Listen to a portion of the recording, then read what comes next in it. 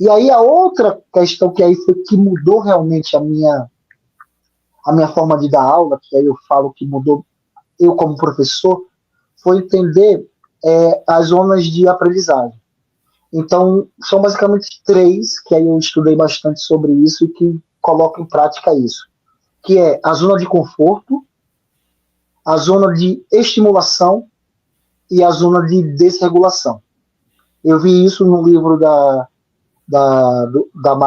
Mayra Gaiato, né, que é esse daqui até vou colocar aqui para vocês verem. Aqui é só esse autismo. Tá? Um livro maravilhoso, quem está precisando conhecer um pouquinho de autismo, recomendo esse livrinho aqui, muito legal, muito simples, a linguagem maravilhosa, que dá para a gente entender bastante. Então, essas zonas eu aprendi aqui. Só que aí eu achava que era só para autismo. E não, cara, é para todos os alunos. Então vamos lá, primeira zona, a zona de conforto. É ali, aonde, vamos pegar os alunos autistas, tá ali, um aluno autista sossegado, tranquilo, confortável. Às vezes ele pode estar de pé descalço, porque o tênis incomoda.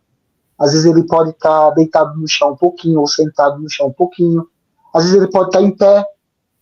Aparentemente, para a gente que muitas vezes não entende, parece que ele não está observando nada, nem prestando atenção em nada, mas ele está prestando atenção em tudo, ali em volta.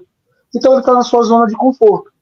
A zona de conforto pode ser uma voltinha pela quadra.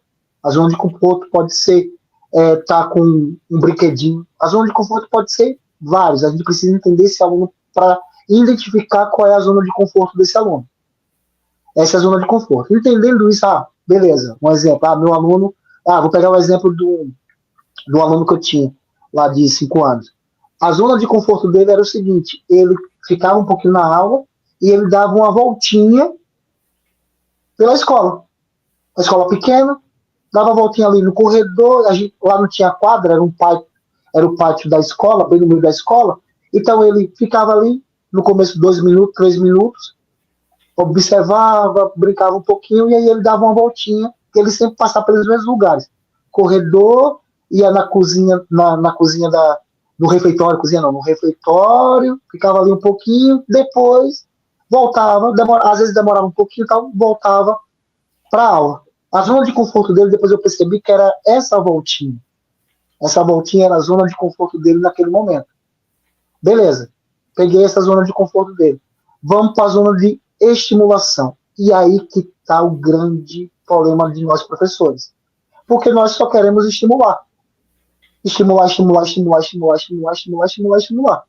Só que aí, se a gente estimula demais, se a gente é muito invasivo, se a gente for muito forte nessa estimulação, ele pula dessa fase da estimulação e vai para a terceira, que é a zona de desregulação. Porque a cabecinha dele não conseguiu equilibrar e associar qual são os comandos. Opa, vou fazer o quê? Muita informação, fala o professor, blá, blá, blá, blá, blá, blá, blá, blá, tem que fazer isso, tem que fazer aquilo, tem que fazer aquilo, tem que fazer aquilo. Ele passa dessa zona, não vai para conforto, não está na estimulação e vai para a desregulação. Mas antes de entrar lá na desregulação, vamos focar nessa da estimulação. Então, eu estou ali. Eu percebi que a estimulação, e aí é outro problema que nós temos como professor, que a gente acha que estimular um pouquinho que seja, vou pegar da área, por exemplo, fulaninho, Joãozinho, segura a bola, joga a bolinha para ele, ele pega a bola. Estimulei. Vou dar um comando simples. Joãozinho, devolve a bola pro aqui e tal. Ele devolve. Estimulei. Cara, no começo só fica até aí. Repete isso umas 2 vezes. E deixa ele ir para a zona de conforto dele. O exemplo que eu dei no aluno lá. Ô Joãozinho, bolinha, joga aqui pro. Opa, hoje é a brincadeira com bola, joga aí, pá, pô, legal, volta pro. Beleza. Ele não cansou, ele geralmente vai dar alguns sinais quando ele tá começando a ficar desconfortável. Opa, tá na hora de deixar ele tranquilo para ir para a zona de conforto dele. Estimulei um pouquinho, ele vai para a zona de conforto, rodou um pouquinho na escola, no corredor ali que eu tô vendo, que tem a prova de apoio que tá ali também, tá, todo mundo tá vendo, a gente tá ali, daqui a pouco do nada ele volta. Ele volta querendo brincar de novo. Aí você vai lá dar mais um estímulo um pouquinho. E às vezes, gente, esse estímulo, sei lá, vou pegar por tempo, tá? Estimulei 1 minuto. Caramba, com 1 minuto ele está sendo estimulado, legal. Vou aumentar agora. Cara, não aumenta para 10 minutos. Aumenta para 1 minuto e 15. Aumenta para 1 minuto e 20. Aumenta para 1 minuto e meio. E aos poucos, gradativamente, você vai estimulando ele mais. Ele mais, ele mais, ele mais, ele mais. Então, sempre vai tendo esse retorno. Pegando esse exemplo desse meu aluno, a zona de conforto dele era dando a voltinha. Às vezes ele demorava um pouquinho mais. Tal.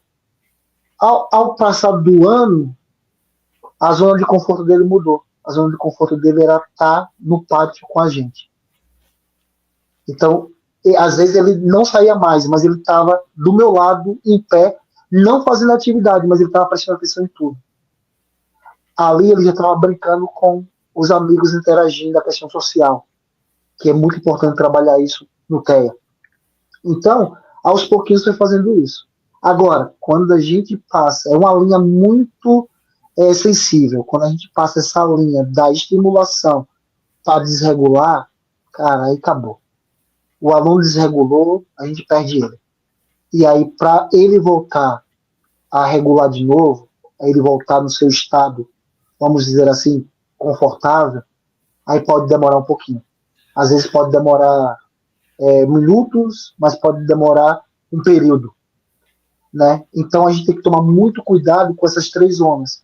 E sabendo passar isso. Ô, Joe, então foi logo de primeira, cara, que você acertou essa zona de estimulação? Lógico que não. Teve uma vez que eu falei, cara, que cagada que eu fiz agora. Meu Deus do céu, e tá tudo bem, gente? E aí você tem que ter a tranquilidade de falar, cara, tá tudo certo. Errei nessa, opa, já errei, isso daqui eu não posso fazer mais com ele. Então, não, e aí não é a receita de bolo. E aí no TEA que vem a grande dificuldade. Porque cada um é cada um.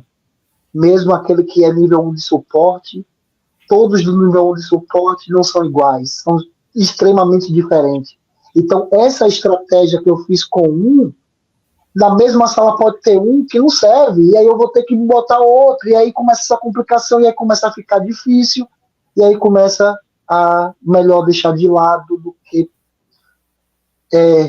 pensar e repensar e refazer, porque, cara, eu tentei e paro, cara, eu tentei, parei, não parei, tentei, deu errado e voltei. A mesma coisa com música, a gente na educação infantil a gente trabalha muito com música, musiquinha legal, pá. Tem alunos que têm sensibilidade auditiva ao barulho, e aí eu não vou fazer uma atividade com música? Lógico que eu vou fazer, agora eu vou. Hoje em dia a tecnologia está aí, cara. A gente tem uma caixinha de som portátil. E então eu coloco ela onde eu quero. Então eu tô na quadra, caramba, o volume, mexo aqui, não ficou legal, ele desregulou por causa do barulho, coloco mais longe, coloco em tal lugar, coloco em tal lugar, até encontrar. Opa, encontrei. Teve uma vez que eu levei um mês, cara, para encontrar a posição certa da caixinha de som. Mas encontrei. E aí passei e o aluno brincando com o som e tá tranquilo.